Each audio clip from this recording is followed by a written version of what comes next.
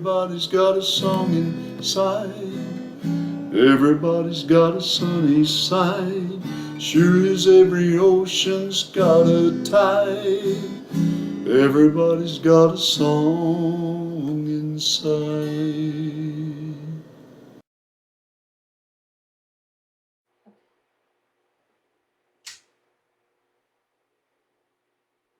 Roland Willits, OMS Stories. And I'm here with Linda King, and today's subject is writing. And look at these monster books. I've got 3 books that are 3 inches, and this is true research writing. Yes. These books are all about dictionary type stuff, aren't they? A lot of research. I bet you spent hours at night working on this subject. Yeah, there were days that I would get 2 hours sleep. Wow. It was, and I'd been doing it for years. I love words, you know. Being a writer, you love words, and words is how you communicate lots of things with people. And so. Yeah, and the order I had, did I have the perfect word? With right, this is my original one. This is my first one. Okay. And the irony is that I started this one and decided to go to a show in Dallas, the largest craft show in the industry, and that show was going to be in January in probably September. At that point, I was not set up selling credit cards. I'd done a little ad in the back of a scrapbook magazine, and so I had to contact, when people ordered as a result of the ad, I had to call them up to get their credit card numbers. And that was this ultimate guide to the perfect word. Yes, it was just getting on the market, and so I was not a scrapbooker. Right. I mean, it's a huge hobby. It's been for years, and so I would ask questions when I would call the store owners to get information. I mean, to get their credit card, and we would get in the course of conversations, and I said, so scrapbooking's a really expensive hobby, and what do they do with all their leftover papers that they cut up and stuff? And she said, well, a lot of people make cards. It was like, ding, ding, ding. Oh, wow, yeah. And so you created the original book. The second book was created in 3 months. It was half the size of this. I have copies of the original one. But this is the second copy of it, and it's twice the size. Right. And it says perfect card. And what's the difference between perfect word and perfect card? The word book can be used for cards, but it can be used for anything, like if you're journaling, if you're making scrapbook pages, if you just want to write a note to someone, if you want to leave a note in your husband's lunch or your child's lunchbox or whatever. If you're writing a paper and you need, a quote on something, I tried to cover so many topics. The card book itself is basically for creating greeting cards and notes. Okay. But they're interchangeable. So. Oh, okay. And the cool thing about this is that really, that if you look at the books on crafting and scrapbooking, some of them are limited because papers change, designs change, but words are timeless. That's right. And these books, people don't throw away. They use them over and over. I have had so many people go, I have this thing on my desk as a reference. I can't believe how many ways that I use this one I love. It's like, trust him when doubts seem much stronger. Trust him when strength is smaller.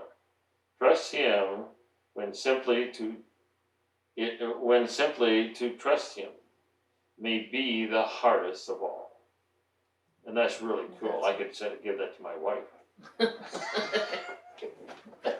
Because it's a hymn. It's a hymn, see. It may have been a religious thing, but I did take it there. Just. Okay. Actually, you sound I like just- my husband. Well, I really, I looked at these, and I thought when I first looked at it, it was like a dictionary. Oh, no. I fall asleep on a dictionary, but I really love these. It's like the I'll show perfect you word, something in this. the perfect card. Eh? What I really expanded on in this one, because I had learned so much over Right, 10 years, Right? that it was time to really polish it with what I'd learned. Wow. And not only is the layout much cleaner, I crammed a lot more stuff in here. I also have an index in the back, which I didn't Wow. have at first. But the one thing that I realized, people were getting into journaling more. Art journaling is a really big, because it allows people to be artistic and creative, but it also allows you to use your words and express. People use them for, for weddings, for childbirth, well, actually, I can tell you, for just such an array of things. Yeah. Yeah. People that are going through a disease or a bad journey. Well, I'm going to buy 3 of these from you when we finish, because I looked at them and I absolutely love them. And Terry is a word snob, so she would jump on this. Well, Oh, it'd be great for all these. It'd be really great because you need a new word at Toastmasters every week. Oh, absolutely. Yeah. Maybe we should make these the books for Toastmaster. Maybe I should do a Toastmaster. All you have to do is just retitle it, okay? Toastmaster word book. Mhm. Sell it through Toastmasters. That might be really good. But the thing that I found is what we were just talking about before we started this interview, that everybody wants to tell a story. Well, that's exactly what this part of this whole book is about, is showing you a way to document your history and to tell your story. It's in here. Cool. I had This even can- forgotten about that while we were yeah, talking. but this can help. This can really help Uh-huh. in our storytelling process. Yes, Yeah. because Jeff and I created tools. But we don't have. They're just tools, okay? And then you just tell stories and you use the tools. But we don't get much fancier than that. And your book would be absolutely fantastic. I fill in. never correlated when we first started talking.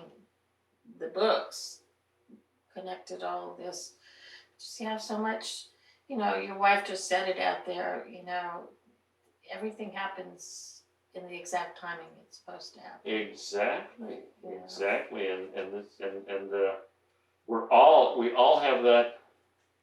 We all have that basic philosophy. I think it's not a philosophy. It's a feeling that you put into words. Mm-hmm. Yeah. I think that, and it ties. And so, I think you could actually, be an absolutely awesome part of the whole team. I want to read you this poem. It's called Storytelling. If this is about storytelling, Oh, okay. this is one I wrote. And you'll find a lot of original stuff in my books. Some of them are just quotes from whoever. Any poems and stuff I've used, I've gotten permission from. Right. But I'm getting more and more where I just pretty much want my own stuff, Right. And so I wrote this one, and I said, Hans Christian Andersen had a quote that said, "Life is the most wonderful fairy tale of all." Right. And I agree thought that with was really cool. But here's the poem. It says, "Journaling's a treasure worth far more than gold. There are memories to share and stories to be told. So learn all you can from loved ones so dear. There are jewels to gather with each passing year." And our life is it's a scrapbook, and those stories, they're treasures that we're going to pass on down through generations. I agree. Yeah. That's what Omen Stories is all about, and it's about helping people That's tell right. the stories. Think And- if you'd been through Well, like, for example, now I watched my mother pass away with cancer, with lung cancer. Yeah. I watched her go through that whole journey. Right. It was incredible, but it's given me, having gone through that journey, the ability to talk to someone else that maybe is just starting that journey. And, Right. and because of all the stories that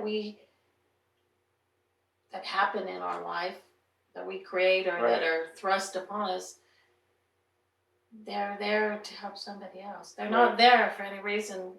Um, Everything that we go through, whether it's good or bad, there is something to be gleaned in it Yep. Like, absolutely. to help the universe, to help humanity, even if it's just a little bitty thing. It's just, yeah, if you're just can acknowledge that you've added a little spark, That's right. it just makes your day. Well, a spark can start a Fire. fire. I love that. I didn't think about that. That's really good. All I need to have a word person next to me to bring out these little words I say and make them into flames. That's right. So you've had fun with this you've been doing this forever, haven't you? I've been doing it since, well, I actually started some of the writing back in probably about 1996. My word book did not come to fruition until 2003, the end of 2003. Wow. And, you know, I had actually given up on it, on the idea. And I ended up, this is how life kind of happens. I ended up, I was homeschooling my kids at the time, but we had just moved to Kentucky from Napa Valley, California. I needed to kind of figure out a way to help supplement some income. And my sister had a scrapbook store in Napa. And so I called her up and I said, "Hey, Lise, can I make something? Can I do something to sell in your store?" She goes, "Well, you love to write." Yeah. She goes, "Just write some quotes or some poems and we'll just print them out on paper and you can sell them." Well, that happened 5 years before I actually started doing it. I hung on to everything. I put it away. Right. You know, life took me in a different journey. And then at the age of, let's see, at half a century old, it was time. And so I pulled all that stuff out. But then I thought about the legality if I was using other people's stuff. I mean, I was going to be using my own. And so I was in a grocery store that's no longer in business here in town, and I walked by this rack of paperback books. And I saw this book, I have it around here, it's over on the bookshelf, by an author from Southern California. And I looked through it, and it was all kinds of quotes of other people's and some of his own. And so he was published by an actual publishing company. And so I thought, if anybody's going to have the answer, he is. Well, you know, the odds of me connecting with this guy, you know, I mean, because people don't usually just pass you through to their private phone numbers. Well, that's exactly what happened. And the guy called me back and I said, "I've really been praying about this, and your answer is going to determine where I go with this. This is what I want to do. What do you think? Is this legal?" And he said, "You absolutely go for it." And so I did. And that was probably like in August of 2003. Wow. By February, the first part of February of 2004, I was sitting in Dallas at the convention center, not only with, I'm like an overachiever here, not only with the word book and the original card book, but at the time my sisters said, "Shoot, we should have done this." And I said, "Well, let's do 4 little books together." Right. And so we ultimately did, and we took those little prototypes with us. My booth was the most mobbed booth in the new vendor section. Whoa. I mean, it was like, oh my gosh. I wrote over $22,000 in orders at that show. It was only for buyers. Buyers came from all over the world. Well, Well, that is very interesting. We just had the alarm go off that we have talked 15 minutes. I can't believe 15 minutes. Well, isn't that great? So we're going to turn off the alarm, and